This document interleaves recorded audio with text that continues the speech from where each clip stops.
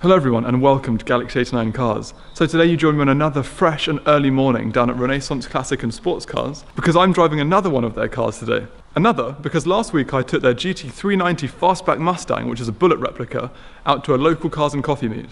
So today I'm going to Goodwood. About 3 or 4 times a year, there's a charity track day held there called the Saywell charity track event. Essentially, a local businessman decided to be philanthropic and get some of his supercar buddies together and offer pay-per-ride supercar rides around the Goodwood motor circuit. All the money that was raised from this event goes to local charities, different sorts of benefits, so it's all in a really great cause. So due to social media exposure, this event has kind of blown up, and we've seen the likes of Tim Schmee going, other larger automotive YouTubers, and it's just turned into a really big event where large people get into supercar convoys, performance car convoys, and they head down to the track to just see sort of a nice day out. So in my last video for Ren Classics, I had to take something a bit more classic because I was going to a classic breakfast meet. But today I'm going to a performance car meet, so therefore I have to take something a little bit faster. So today isn't just the first time I'm going to a Saywell track event, it's also the first time I've ever been able to drive a Porsche, and I'm really excited about it. So let's get into what this car is. Originally, it's a 996 911 Carrera 2. That means it's got a 3.4 naturally aspirated flat 6, good for about 300 horsepower. But this car's a little bit different. It's sort of been converted to track use. So let's start with the exterior. We've got a GT3 level body kit. So we've got the front splitter, we've got the wheels, we've got the side skirts and the wing at the back, which I'll show you later. There's also been quite a lot of fettling done of the engine. A K&N induction kit just for starters. We've got GT3 wheels, GT3 suspension, and a Dansk cat bypass GT3 level exhaust system as well. So this thing's quite a weapon.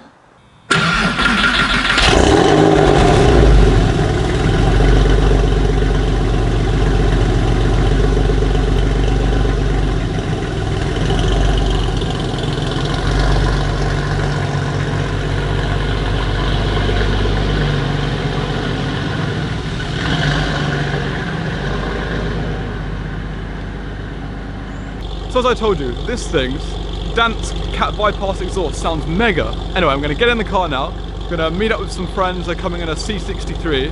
And then we're going to head down to Goodwood. So I'll film what I can and I'll see you there. So I'm inside the car now, waiting for my friends in their C63. And one of the biggest challenges I've realised with this car is actually getting in and out. Let me give you an example.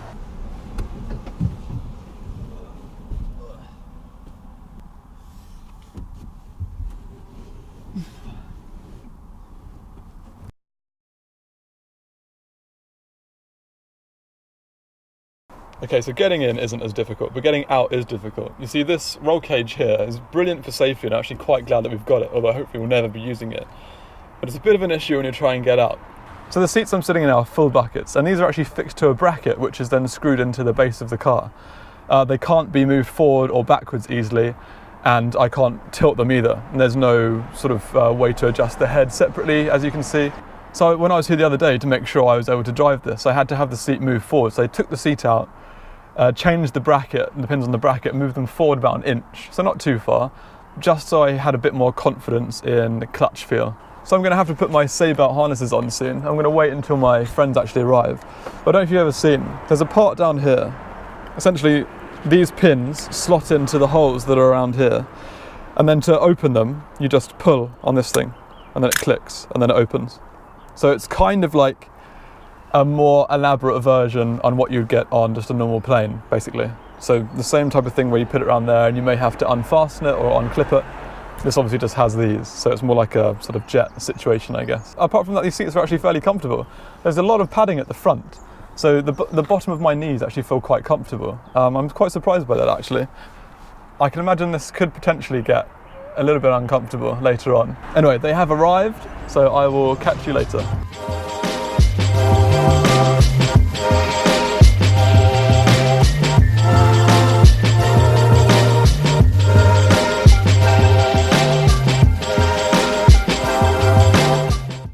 So I've arrived at the legendary Goodwood track. I actually have a headache from that drive down. That car is incredibly loud. It's stripped out to the inside, provides no sound insulation whatsoever, but it was insanely fun. If you watch my Mustang video, I didn't record much on the way there, simply because I wanted to get used to the car. Did the exact same with this one.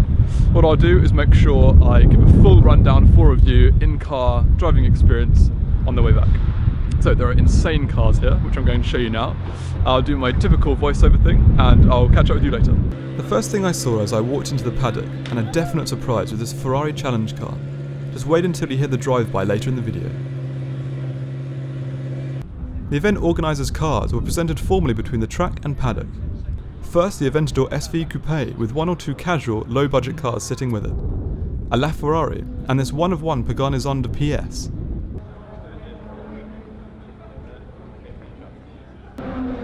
And finally a Tech-Art Porsche GT3 RS.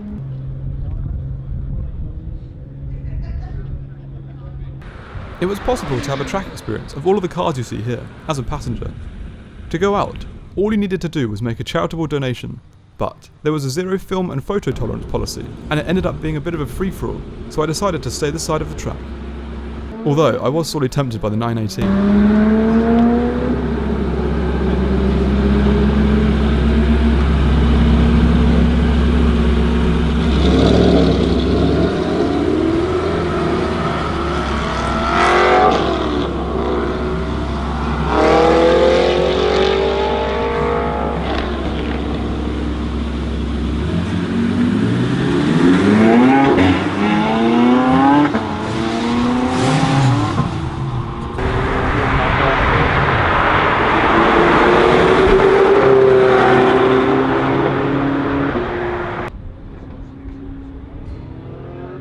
As the cars on the track ran in sessions, I decided to have a wander around the supercar paddock, and I was not disappointed.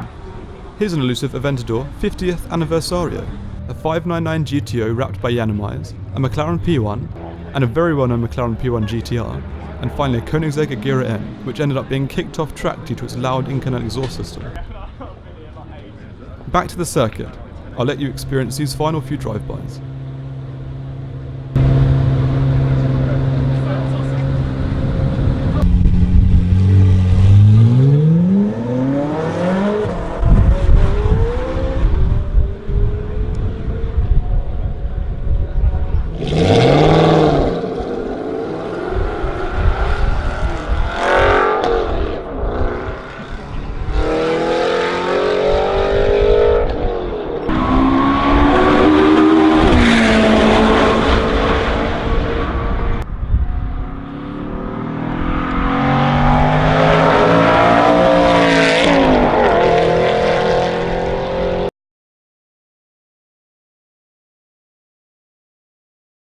So this car doesn't have a sat-nav, it doesn't really have anything actually, it has a radio but I can't even use it. So as usual I use my phone to direct me, and it's died, so I have no sat-nav. So I'm going to desperately try to make my way home without a sat-nav, without my phone. This is why I should carry a map with me at all times, and hopefully I will learn eventually. Maybe I can pull into a pub or something, or I can see some signs, but I mean I'm pretty much in the middle of the countryside, and there aren't really that many helpful signs, I have to say, but hopefully it'll be okay. So I hope you enjoyed the very minimal footage I got of the event. I'm not sure how well you can hear me. I've got my mic down here, but it's exceptionally loud in here. So anyway, let me talk to you more about this car in a bit more detail. And I covered it earlier, but I'll cover a bit more now. So this is a 996 911 Carrera 2. That's what it was originally. And the owner before we had it decided he wanted a track day car.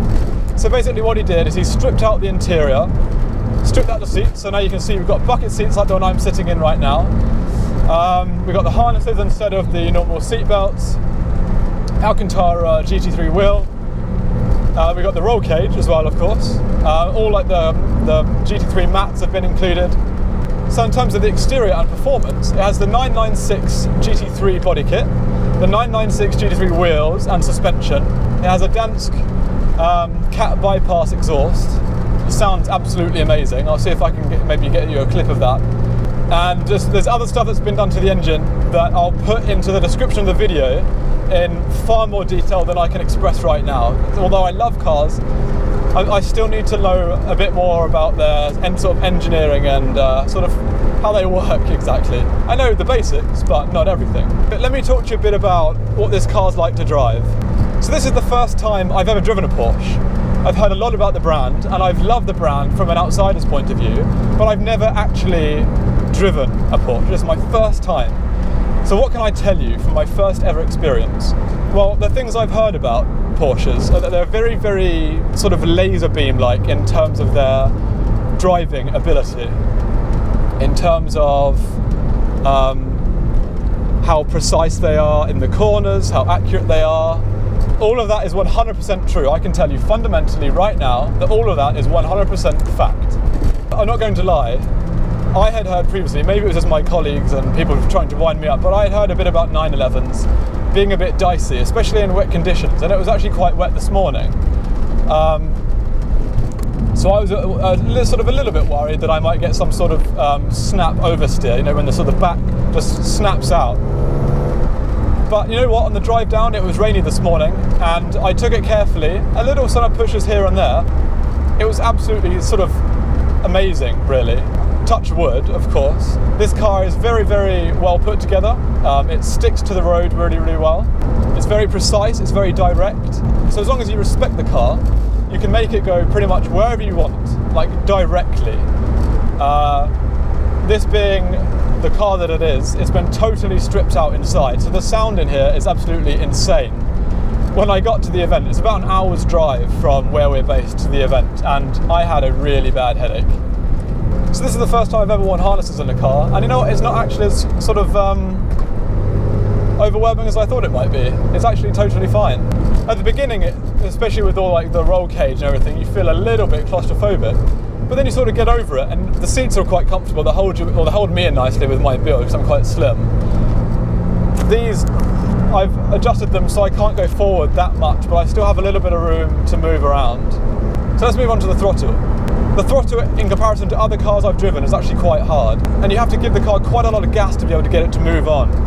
The clutch is actually quite light and very easy to use, which I was surprised about. It's very easy to find the bite point. It's very easy to engage a gear. The reverse gear is gated, so it means pushing it over to the side, pushing it through a gate to the left, because the gearbox is in the standard H formation. And then after that, it's fine. Reversing, you obviously need to put a bit of throttle on. Because of the Dansk exhaust, sometimes it feels like you're using a little bit too much throttle maybe, but you know, you're not. At the end of the day, you're not. So let's move on to the steering. When I'm manoeuvring the car slowly, sort of in a parking lot, you know, there were quite a few little tight car parks back there where I had to manoeuvre it. That was quite tight. I mean, the steering felt quite heavy. This does have power steering. It's one of the few electrical systems that's actually been maintained, or assistances that's been maintained. When you're up to speed and you're driving along, the car feels really light actually. It doesn't, the steering doesn't feel heavy. I've noticed in other reviews of cars and driving experiences, a lot of people are talking about feedback. Well, this car definitely gives a lot of feedback, I would say. It feels light, but you feel attached to the road. You feel attached to the camber, you feel attached to the angle and the direction that you're traveling.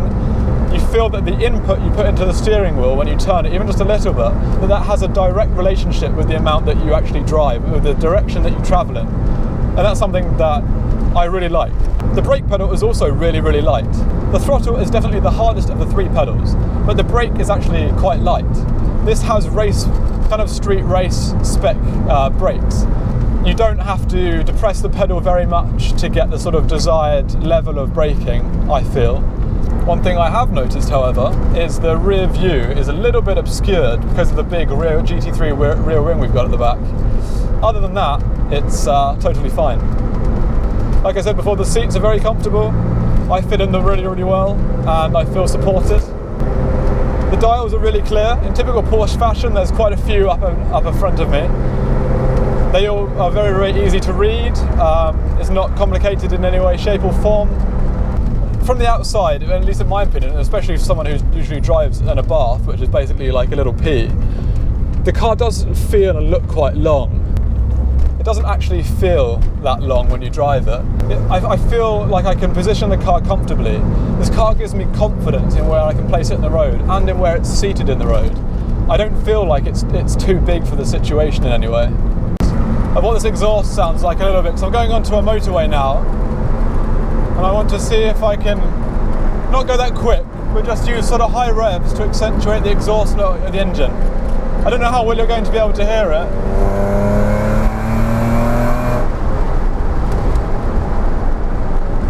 You know, that's a pretty good example. I'm still within the speed limit doing that. Not just saying that, I really am.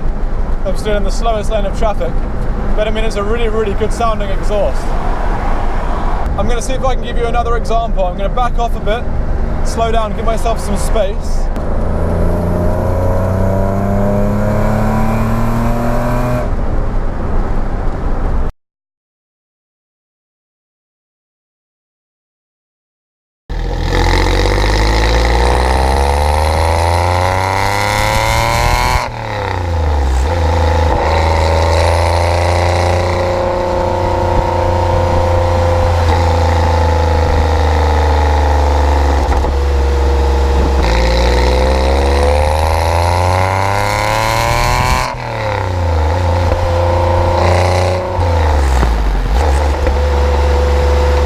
So it's only about 20 minutes or half an hour since when my sat-nav died, just to give you an update on my progress actually getting home. I actually ended up pulling into a garage that needed some water anyway, and the guy was kind enough to write up some directions for me on a receipt, which is really, really nice of him. I finally found some signs. That entire time I didn't really know where I was going, but I finally managed to find some road signs, and I'm on the correct road, I know for sure, and I'm heading in the right direction. So hopefully we can get back to the Ren Classics HQ pretty soon.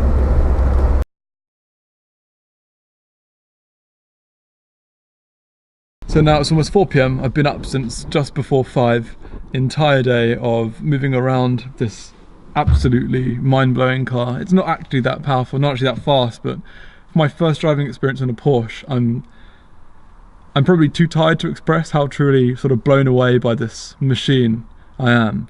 But what I wanted to do before I conclude this video was give you a quick sort of POV of what it actually looks like for me to sit here.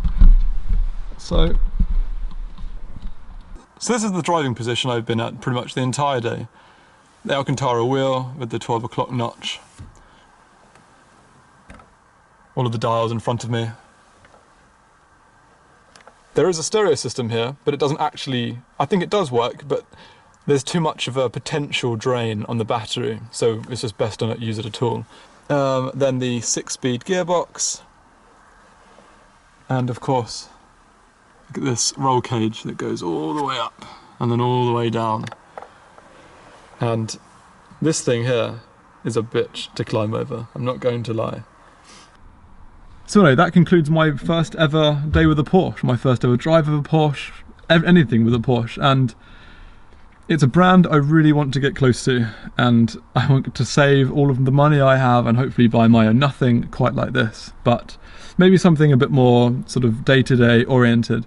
We'll have to wait and see. So anyway, I hope you enjoyed this insight, hope you enjoyed my footage from the car show, and until next time, cheers.